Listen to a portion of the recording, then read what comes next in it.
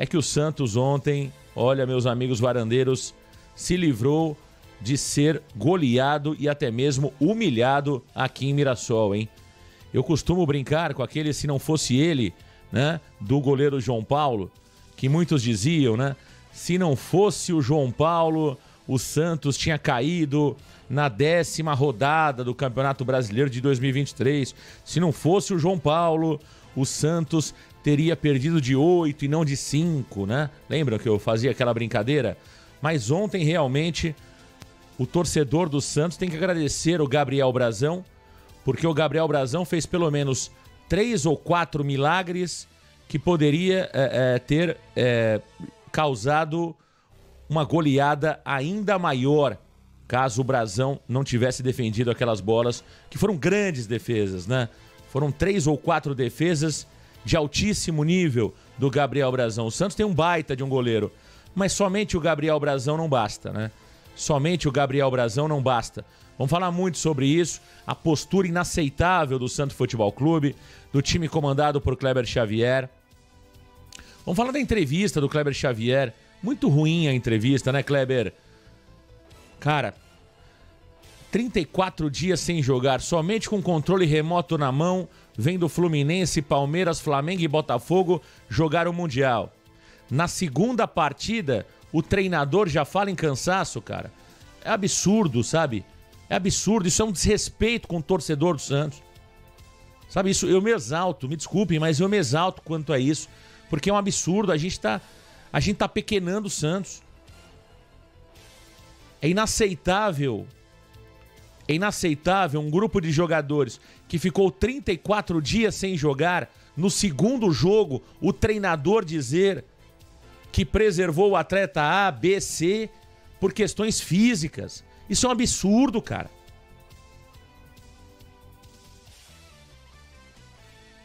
O senhor Tomás Rincon, que ganha quase 600 pau por mês, tá desde 2023, o Tomás Rincon não consegue ter uma sequência. De quem que é a culpa? É dele ou ou é da comissão técnica do Santos? Ou das comissões que passaram pelo Santos ao longo desse tempo? Não é possível que o Tomás Rincon faça uma grande partida contra o Flamengo e recebe de presente o banco na partida seguinte. O Gonzalo Escobar, que está se adaptando à lateral direita. Gente, vamos lá. Se é um jogador que não tem problema físico no Santos, é o Gonzalo Escobar. O João Basso pode ter, o Neymar pode ter, o Roleiser pode ter, o David Inhaca Preguiça pode ter.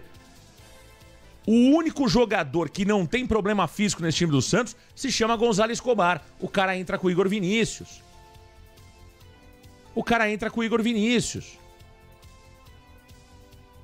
Então, invenção, né? Invenção do treinador do Santos Futebol Clube. Entendeu? É inaceitável. O Santos perder ontem da forma como perdeu. É absurdo, é vergonhoso. Entendeu? Não dá. Se é pra perder desse jeito, vamos jogar de acordo com as nossas características, com as nossas tradições. Vamos jogar, vamos tentar ser feliz, pô. Não dá pra você jogar retrancado contra o Mirassol. De novo, parabéns ao Mirassol, parabéns à diretoria do Mirassol, que faz uma belíssima campanha. Está aí já beliscando vaga em Libertadores da América. Pra você, olha o time do Mirassol. É um time de jogadores veteranos. Gabriel ontem dominou. Deitou e rolou o tal do Gabriel. O Reinaldo, cara. O Reinaldo foi mandado embora praticamente do São Paulo, do Grêmio. Deitou e rolou. Entendeu? Vamos falar muito sobre o jogo de ontem. Eu tô muito incomodado, né? Porque eu acho que esse tipo de postura é inaceitável. E outra coisa, o Santos não sabe atacar, hein? O Santos não sabe atacar. Esse time do Santos, ele só sabe se defender. Ele não sabe atacar. Fizemos aquele gol contra o Flamengo em uma das poucas jogadas de ataque que nós tivemos naquela partida. O Santos também foi covarde contra o Flamengo. Quem acompanhou a transmissão do Varanda ouviu durante a transmissão a gente falar sobre isso. No pós-jogo eu falei sobre isso, fui criticado por ter falado sobre isso. Porque o torcedor do Santos, quando ganha uma partida, e foi uma baita de uma vitória contra o Flamengo, né? Eu até disse aqui, olha, nem vou ficar discutindo isso porque não adianta, o torcedor não vai entender.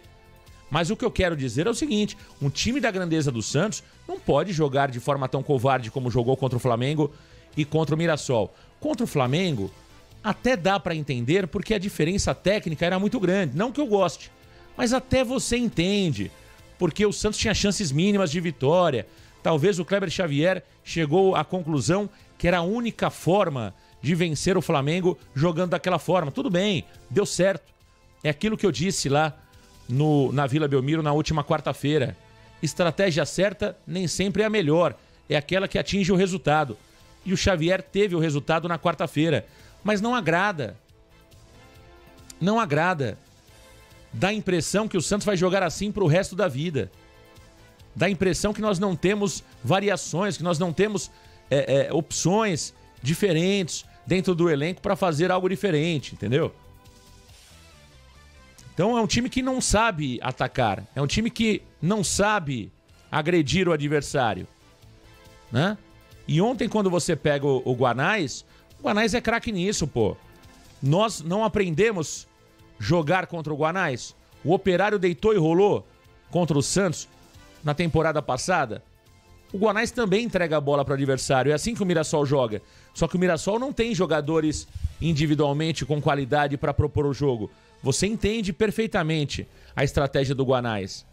Agora, o Santos com Roleiser, com Neymar, com Zé Rafael, com Souza, com jogadores de qualidade técnica superior ao adversário, o Santos não pode ser covarde como foi ontem. Não pode, gente. Não pode.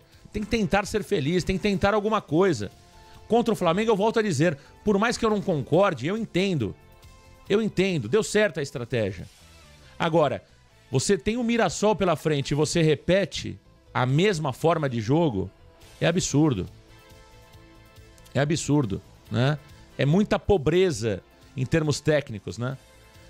Vamos falar sobre a contratação, a possível contratação, a possível chegada do Gustavo Cabaleiro, jogador paraguaio, né? Essa informação foi trazida pelo Lucas Musetti no dia de ontem, né? O Santos está comprando, adquirindo 50% dos direitos econômicos do jogador, né? O Santos ofereceu um contrato de 4 anos, mas o Nacional do Paraguai rejeitou a forma de pagamento, né? Mas as conversas estão sendo retomadas e foram realmente avançando nas últimas horas.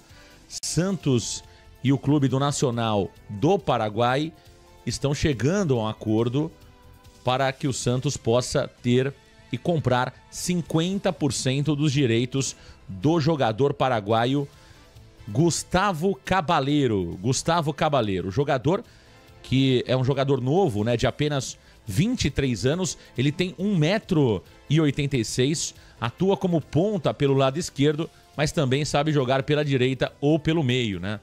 O destaque do jogador nesta temporada foi atuando no futebol paraguaio, marcou 10 gols em 24 partidas pelo Clube Nacional Asunción, né, o que teria chamado a atenção do scout do Santos Futebol Clube, como também de outros clubes do futebol europeu.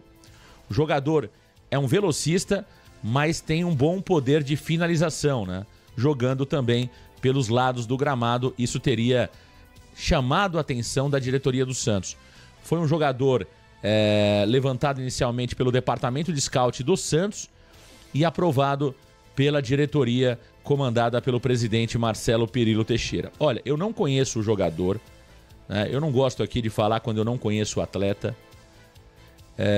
mas a grande verdade é a seguinte, né? Quando a gente olha, por exemplo, os clubes que ele não jogou em nenhum grande clube, né?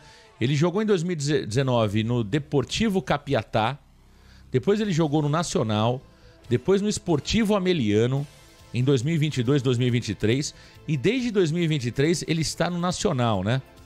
Ele está no Nacional. Em 2023 ele marcou 1 gol em 15 jogos. Em 2024 ele marcou 4 gols em 34 jogos. Em 2025 ele marcou 9 gols em 22 partidas, né? Ele deu uma assistência e teria marcado 9 gols com minutos de 1.689 minutos jogados em 2025. Claro que estamos falando aí de apenas 7 meses, né? Então, é um jogador que tem bons números nesta temporada. É um jogador muito novo, mas se nós olharmos a temporada 2024, ele marcou apenas 4 gols. Em 2023, ele marcou apenas 1 gol. Então, é um jogador que está tendo uma ascensão este ano. É claro que ele só tem 23 anos. É importante destacar. É um jovem jogador, né? Pode ser uma descoberta, né? O Isidro Pita, por exemplo, é um jogador que ninguém conhecia. O Isidro Pita, jogador que atuou aí pelo Juventude, atuou pelo Cuiabá, atuou por clubes... hoje o Isidro Pita, né? Onde está o Isidro Pita hoje, rapaz? Tá no Bragantino, no Red Bull Bragantino. O Isidro Pita hoje é um jogador que tem muito destaque, né? No Red Bull Bragantino. Foi bem lá no Cuiabá também. Então veja, pode dar certo, né? Eu não quero aqui ser pessimista ao ponto de dizer que o jogador não tem condições. É um jogador muito novo, joga ali no futebol paraguaio, que é um futebol de nível técnico fraco, a verdade é essa, né? E é um jogador levantado pelo departamento de scout, pelas informações que chegam. O que a gente cobra do departamento de scout é que exista criatividade, não é isso? Eu sempre falo isso. É preciso ter criatividade. Eu torço muito para que não seja jogador colocado por empresário no Santos. Espero que não seja uma operação liderada por empresários, né? E que sim seja algo que, olha, alguém do nosso departamento de scout avaliou, viu vídeos, o Santos mandou alguém lá para o Paraguai para ver o jogador em loco, para conhecer o atleta, para saber se ele tem potencial, e aí, com base em tudo isso, se chegou à conclusão que o atleta é o atleta certo para vestir a camisa do Santos. Então, eu acredito nisso, na análise, no estudo, na competência. Aí eu acho que pode valer a pena. Agora, se tem coisa de empresário aí para colocar o jogador no Santos como vitrine, aí, meu amigo, aí que mora o perigo, né? Aí que mora o perigo. Então é isso. Eu não quero aqui dizer se o cara é bom, se o cara é ruim. Os números dele na temporada atual não são ruins, são números razoáveis, né? Para um jogador de lado, de campo, não é um centroavante. Então, 9 gols em 24 partidas é um número bom, não é um número ruim. Então pode ser que o jogador chegue e vá bem no Santos Futebol Clube. Acho, sinceramente, que o Santos precisa de mais, tá? A minha preocupação, e eu disse isso ontem antes do jogo, é o seguinte: você contratar jogadores de qualidade duvidosa, inchar o elenco e depois você fica com um monte de problema aí, dando a impressão que você tem jogador e você não tem. Então, para contratar jogadores medianos, eu não contrataria. Eu não contrataria. Eu aproveito os jogadores da base. Outra coisa, por que o Luca Meireles não joga com o Kleber Xavier, hein? Por que o Luca Meireles não joga com o Kleber Xavier? Até quando a gente vai aguentar o Tiquinho Soares e o David Washington? Essa é a pergunta. Por que o jogador Luca Meireles não tem oportunidade com o treinador Kleber Xavier? Até quando, Kleber, você vai continuar insistindo em David Washington, em Tassiano e também em Tiquinho Soares? Porque o Luca Meireles é a quarta opção. Porque a primeira é o David, a segunda é o Tiquinho, a terceira é o Tassiano.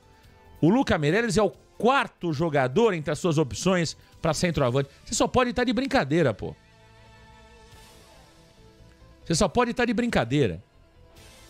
E outra coisa, hein? E outra coisa. O Robinho Júnior. Pô, você tinha que ter colocado o Robinho Júnior ontem, quando o Santos tinha condições de jogo. Quando o Santos tinha condições de reverter o placar. Aí o Mirassol faz 2-0. Aí você tem a brilhante ideia de chamar o Robinho Júnior. Vai te catar, Kleber Xavier. Vai te catar, pô. Pô, tá de brincadeira, cara. Você teria que ter colocado o Robinho Júnior ali, ou no intervalo, pra tentar mudar a dinâmica de jogo, ou com 10, 15 minutos do segundo tempo. Não quando o time toma 2 a 0 e já não tem mais condições nenhuma de reverter o placar, né?